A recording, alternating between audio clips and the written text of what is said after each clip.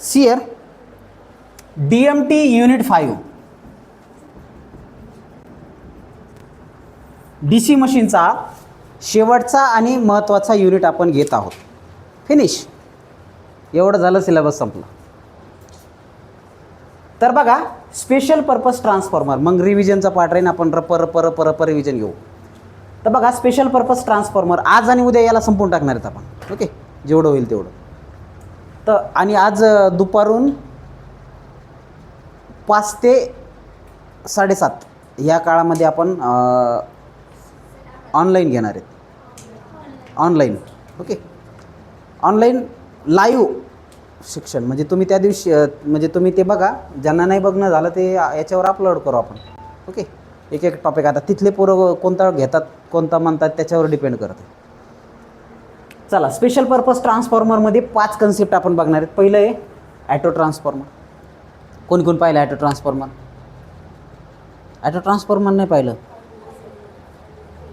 Auto transformer supply असा वाढवतात, असा कमी करतात, असा वाढवतात, असा कमी करतात, याला ऑटो ट्रान्सफॉर्मर म्हणतात. याला नाही, ते गट्टू असतं त्याच्यामध्ये, पाहिलं असेल ना. अधिक माहितीसाठी प्रॅक्टिकलचे व्हिडिओ बघून घ्या. त्याच्यामध्ये मी auto transformer practical number 27 DMT video टाकलेला आहे. ओके, तर हे ॲटो ट्रान्सफॉर्मर कसं काम करतं, त्याचं वर्किंग काय आहे, कशा पद्धतीने ते वर्क करतं, त्याचं कन्स्ट्रक्शन कसं आहे, त्याचे ॲडव्हान्टेजेस, डिसॲडव्हान्टेजेस, कॉपर सेव्हिंगचं डेरिवेशन हे आपण बघणार आहे. ते कॉपर सेव्हिंगचं डेरिवेशन येऊ शकतं परीक्षा. 3 क्वेश्चन आहे त्यातले. कोणते? एक बेसिक आहे, व्हॉट इज ॲटो ट्रान्सफॉर्मर, त्याच्यानंतर त्याचे ॲडव्हान्टेजेस, आणि त्याच्यानंतर कॉपर सेव्हिंग, असे 3 क्वेश्चन आहेत. ओके, तर हे आपण बघणार आहे. ॲटो ट्रान्सफॉर्मर म्हणजे एकच वाइंडिंग असते बाळे, त्याला प्रायमरी आणि सेकंडरी एकच, त्याला ॲटो ट्रान्सफॉर्मर असं म्हणतो. त्याच्यानंतर दुसरं ट्रान्सफॉर्मर आहे इन्स्ट्रुमेंट ट्रान्सफॉर्मर.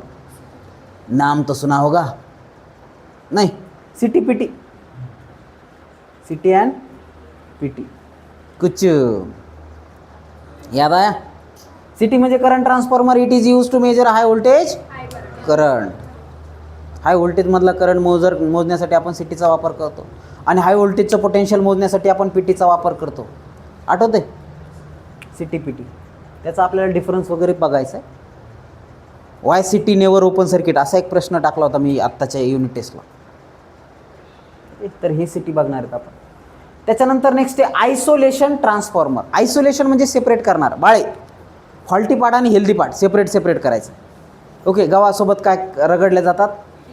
किडे पण रगडले जातात. पण किडे काढून मग सेपरेट करून मग ते गहू दळून आणायचे, मग त्याच्या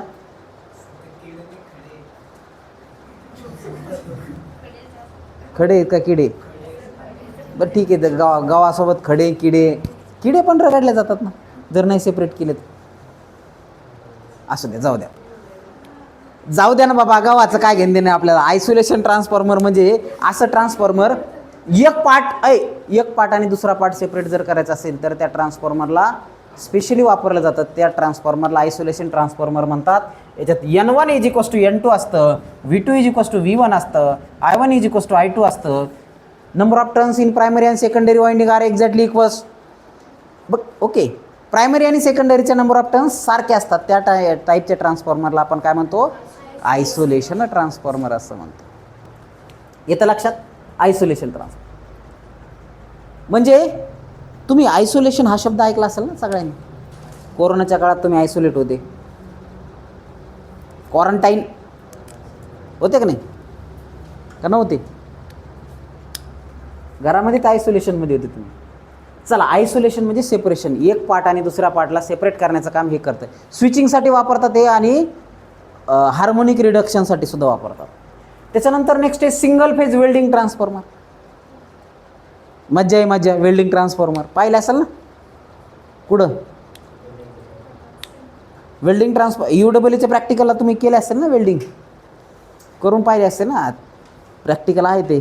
बरं ठीक आहे, ट्रान्सफॉर्मर तर पाहिलं असेल. वेल्डिंग ट्रान्सफॉर्मर नसेल तर काय करायचं? जे वेल्डिंग करतात का त्यांच्याकडे जायचं, ते ट्रान्सफॉर्मर पाहायचं. पिवळ्या कलरचं नाही, कलरवर नसते, कोणता बी कलर असू शकतो त्याचा. नॉर्मली पिवळा काय असतो, कारण ते इझिली अटेंडेबल व्हावं, बघितल्या जावं म्हणून पिवळा कलर असतो. ओके, स्कूल बसचा कलर पण पिवळा असतो, माहिती आहे का? का बरं? लांबून बाकी दिसत नाही का? अट्रॅक्ट करते ते, म्हणजे काय म्हणते ते, अटेंडेबल कलर आहे तो, मोर अटेंडेबल कलर. म्हणून तर मास्तर हे पिवळं हेल्मेट घालतंय, दिसलं पाहिजे. तर पिवळ्या कलरवर काय नसतंय, कलरवर जाऊ पण नका, ते महत्त्वाचं नाही. तर वेल्डिंग ट्रान्सफॉर्मर काय करतं, वेल्डिंगसाठी वापरलं जातं. स्पेशल स्टेप डाऊन ट्रान्सफॉर्मर असते, जे काय करतं, व्होल्टेज स्टेप डाऊन करतं पण करंट वाढवतं. आणि व्होल्टेज स्टेप डाऊन झालं आणि करंट वाढला की तो वाढलेला करंट मटेरियलला मेल्ट करायला वापरतात, आणि तो मेल्ट करून आपण काय करतो, वेल्डिंग करतो. तर वेल्डिंगमध्ये UEEमध्ये शिकलेत तुम्ही ऑलरेडी, म्हणजे हे बी शिकले, हे बी शिकले आणि हे बी शिकले. नाही हे नव्हतं का, फक्त हे होतं वेल्डिंग ट्रान्सफॉर्मर. मला वाटतं अख्खा टॉपिकच वेल्डिंगवर आहे, बरोबर आहे. तिसरा रिव्हिजनमध्ये होईन सर, तवा कळन म्हणा थोडा थोडा. त्याच्यानंतर पल्स ट्रान्सफॉर्मर. तुम्ही ट्रिगरिंग पल्स शब्द ऐकला असेल, कुठं? FP, फंडामेंटल ऑफ पॉवर इलेक्ट्रॉनिक्समध्ये SCRला ट्रिगर करण्यासाठी ट्रिगर पल्सचा वापर करतो आपण, गेट पल्सचा वापर करतो. आणि ते जनरेट करण्यासाठी एक स्पेशल ट्रान्सफॉर्मर असते, त्याला आपण पल्स ट्रान्सफॉर्मर म्हणतो. बाळ्या, तो कधी ICUमध्ये गेला का? हा, पाहुणे रावळ्याला भेटायला, स्वतः नाही, बाहेरून पाहिलं ते पल्स जनरेशन, ते बघितलं असेल ना तुम्ही, कॉन्स्टंट झालं याचा अर्थ, चित्रपटामध्ये पाहिलं असेल ना. तर ते पल्स जनरेट करणारं जे ट्रान्सफॉर्मर, त्याला आपण काय म्हणतो, पल्स ट्रान्सफॉर्मर म्हणतो. तर ते आपल्याला बघायचं. काय काय बघायचं बाळे? 4-5 गोष्टी बघायच्या. ॲटो ट्रान्सफॉर्मर, कोणतं? ॲटो, त्याच्यामध्ये सिंगल फेज 3 फेज दोन्ही बघणार आहे. त्याच्यानंतर इन्स्ट्रुमेंट ट्रान्सफॉर्मर, हे काय करतं आहे, CT आणि PT, म्हणजे करंट इन्स्ट्रुमेंट म्हणजे काय, मोजणार, मोजमाप करणार, याच्या CT PT दोन्ही बघणार. त्याच्यानंतर आयसोलेशन ट्रान्सफॉर्मर. आयसोलेशन ट्रान्सफॉर्मरमध्ये काय असते, नंबर ऑफ टर्न सेम असतात, ओके, आयसोलेट करण्याचं काम करतं. त्याच्यानंतर single phase welding transformer, okay, single phase welding transformer. आणि त्याच्यानंतर शेवट पल्स ट्रान्सफॉर्मर. पाहू चला, तू प्रत्येकाचा आपापला व्ह्यू असतो, दृष्टिकोन असतं. सुधरा रे तुम्ही, झाकण झुल्या हो. ठीक आहे, ह्याच्यापर्यंत आला का लगेच तो विचार करायला लागला. पल्स ट्रान्सफॉर्मर समजलं आहे तुम्हाला? ओके, किती ट्रान्सफॉर्मर? 5. कोणकोणते? कोणते? Auto transformer, pulse transformer. आलं लक्षात? ॲटो ट्रान्सफॉर्मर, त्याच्यानंतर इन्स्ट्रुमेंट ट्रान्सफॉर्मर, त्याच्यानंतर आयसोलेशन ट्रान्सफॉर्मर, वेल्डिंग ट्रान्सफॉर्मर, असं, त्याच्यानंतर पल्स ट्रान्सफॉर्मर. तर हे 5 ट्रान्सफॉर्मर तुम्हाला शिकायचे. आणि ह्या 5 ट्रान्सफॉर्मरपैकी 3 प्रश्न परीक्षेमध्ये 12 मार्काला, 12+ मार्काला येतात. आणि 2-2 मार्काला 2 प्रश्न, 2-2 मार्काला 2 प्रश्न डायरेक्ट. त्यातला बी CT नेवर ओपन सर्किटेड हा एक प्रश्न, application of isolation transformer, pulse transformer हा एक प्रश्न, आणि ॲडव्हान्टेजेस ऑफ ॲटो ट्रान्सफॉर्मर, असे 2-3 प्रश्न आहेत, ते तुम्हाला लिहून देईल. इम्पॉर्टंट क्वेश्चन, जसं कालचं याचं बघितलं तुम्ही, ट्रॅक्शनचे इम्पॉर्टंट क्वेश्चन बघितलं का? कोणकोणते अतिमहत्त्वाचे प्रश्न आहेत, महत्त्वाचे आणि अतिमहत्त्वाचे प्रश्न, त्याच पद्धतीचा याचा पण व्हिडिओ बनवून टाकल. ओके, चला आता आपण कन्सेप्टकडे येऊ. हे समजलं तुम्हाला कोणते ट्रान्सफॉर्मर आहे? चला आता पहिला बघायचं आपल्याला वेल्डिंग ट्रान्सफॉर्मर नाही बघायचं आपल्याला, पहिले सिंगल फेज ॲटो ट्रान्सफॉर्मर पाहायचं. बाळे, ताण नको घेऊ, टेन्शनमध्ये दिसती बाळे. तर हे 2 काय फिक्स टर्मिनल आहेत, आणि हे मूवेबल टर्मिनल. हे 2 फिक्स टर्मिनल याला सप्लाय दिला तर हे मूवेबल टर्मिनल. असं एक काय असतं रे, वर काळ्या रंगाचं काय असतंय, झाकण असल्यासारखं असतं, ओके, रेग्युलेटर म्हणतो त्याला. आणि ते आपण असं फिरवतो. सिंगल फेज असेल तर 0 to 270 व्होल्ट असा सप्लाय असतो. पाहिलं तुम्ही, 0 to 270 व्होल्टचा AC सप्लाय असतो. DCवर चालतं की? DCवर कोणतंच ट्रान्सफॉर्मर चालत नाही, ओके. तो 0 to 270 व्होल्टचा AC सप्लाय. तर याच्यामध्ये हे रोटरी मुव्हेबल कॉन्टॅक्ट आणि हा व्हेरिएबल कॉन्टॅक्ट, ओके. बघा construction, the normal transformer has 2 separate winding. Normal ट्रान्सफॉर्मरमध्ये काय असतं रे, एक प्रायमरी असते आणि एक सेकंडरी असते. ज्याला सप्लाय दिला ती प्रायमरी बनते, ज्याच्या अक्रॉस लोड घेतला ती सेकंडरी बनते. तिथं तसं काहीच नाही, एकच प्रायमरी आणि एकच सेकंडरी.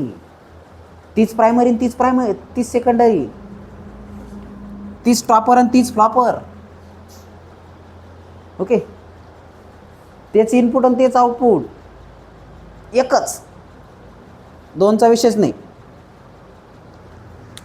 तर नॉर्मल ट्रान्सफॉर्मरला 2 वाइंडिंग असतात, प्रायमरी आणि सेकंडरी, पण याला एकच असते, तीच प्रायमरी आणि तीच सेकंडरी, कॉमन वाइंडिंग असते.